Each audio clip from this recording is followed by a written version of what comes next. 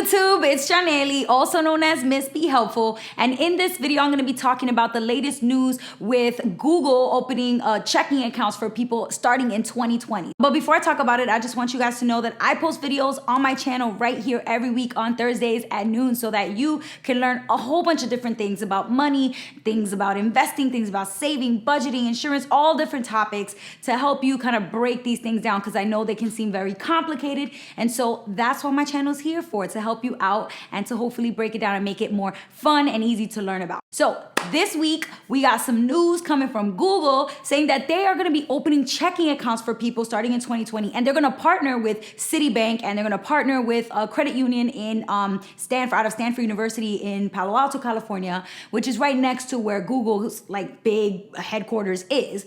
So now people are kind of like buzzing like, oh, why would Google do this? They're not a financial tech company. They're not a bank. They don't do anything really related to finances. They're more of like communication and tech companies. So what is up with this checking account? So I started reading about it, and the first thing is actually kind of funny. The fact that they named the project Project Cash. Not catchy, not cachet, not catch, but cash, right? So cash is literally where you store data so that if you're looking for data later in the future, it's super fast to just get access to that data because you stored it either hardware or software, like somewhere in a cache. And so because of that, it's actually pretty funny that they called this Project Cash, because you take your money, your cash, and you store it in a checking account. So it's actually kind of clever that they have this little secret title for this project and that they're working on this whole thing. But just at the end of the day, it makes people curious as to why. Why are they doing this? And so for me, I was looking at this article that came out in the Wall Street Journal and looking for like some, buzzwords, some key words and phrases to like tell me what is this really about? And what I noticed, and for me at least, this is my opinion, is that it is all about data. It's about data, and more data. Like that's what Google wants. I mean, if you think about it, Google already has Gmail. So they're all up in your emails at work, at home. They know who you're emailing, what you're talking about, what you need, what you're writing. They have Google Calendar. They know what you're doing, what you're planning. They know what you did last summer. They know everything about what your schedule looks like. They also have Google Home. So they know what music you like. They know what you're listening to. They know what you're telling people to do in your house. They listen to your conversations. All of this stuff that Google has. I mean, at the end of the day, Google has Google search. So they know what you're thinking, even if you never say it, because you're probably Googling it. So at the end of the day, Google is literally like one of the kings/queens of data. In the article actually said they are not sure if they're even going to charge fees with this checking account.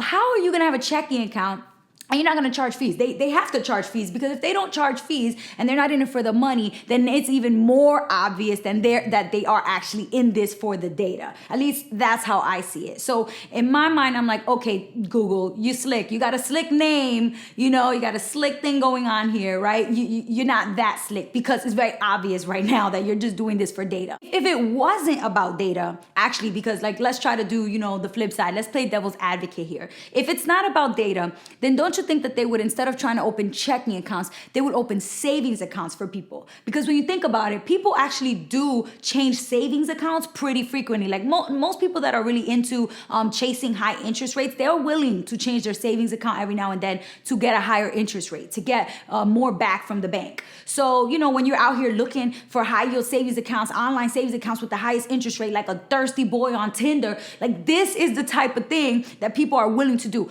However, people are not really willing to change their checking account very often. It's very annoying. You have to redo your whole direct deposit. You got to set up your whole online bill pay, transfer, all this stuff. A lot of people are not very willing to change their checking account as easily or as quickly as they are their savings account. So if you really didn't care about data, you would probably start with savings accounts more, because that's an easy in for new customers that are looking to change types of bank accounts. But they're not. They're starting with checking accounts, which to me is just like, data.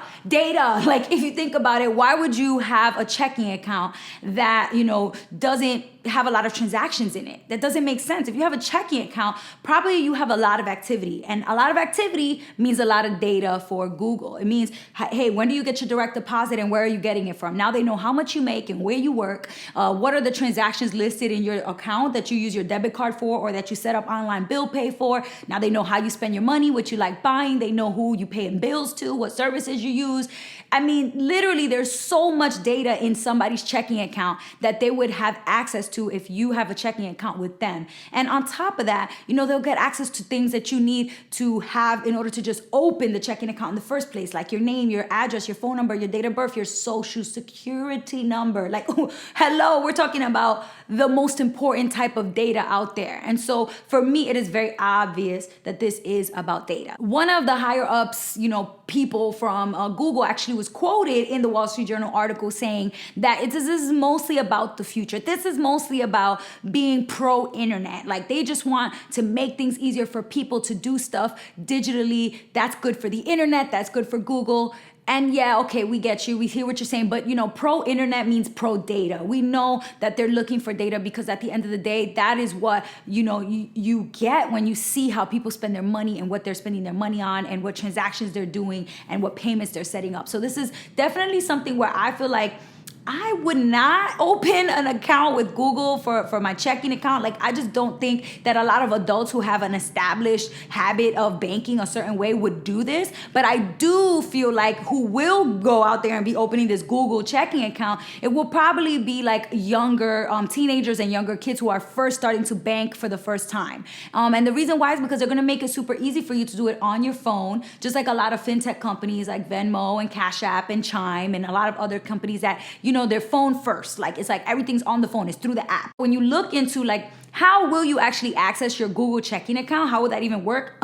Surprise, surprise. It's through Google Pay. And that's not, very shocking because at the end of the day, when you look at statistics, you can see that Apple Pay is out here just cruising down the highway in a Lamborghini while Google Pay is just sitting on a struggle bus trying to catch up. So for me, it's kind of like, oh, this is even further advancing another thing that Google has going on and allowing them to really pull in more data around that. So for me, if everything's on your phone, if everything is around the Google platform and Google software and Google, like it's a little scary for me to think that they would have everything about me. They would have my email, they would have my information about what I'm doing. They will also have access to my bank accounts, like my money. That just is a little scary to me to think that there's one company who's going to have access to everything. It's kind of like thinking about how Amazon is just slowly just taking over everything. I mean, they sell you anything and everything, now even food, and they Audible books. I mean, it's kind of like whenever you see or you hear about a company that's doing everything across every single facet of your life,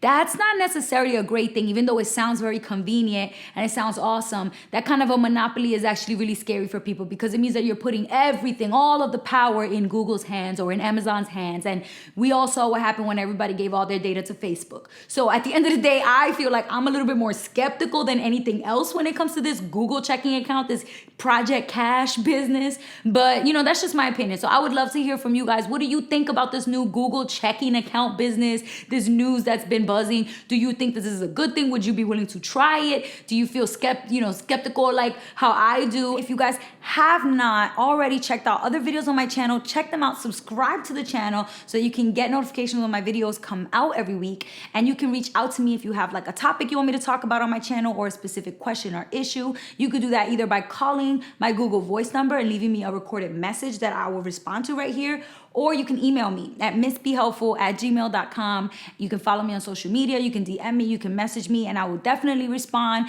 I try to make sure to engage with as many people who follow me on social media as possible. But that's pretty much what I have for you guys this week. So till next time, peace.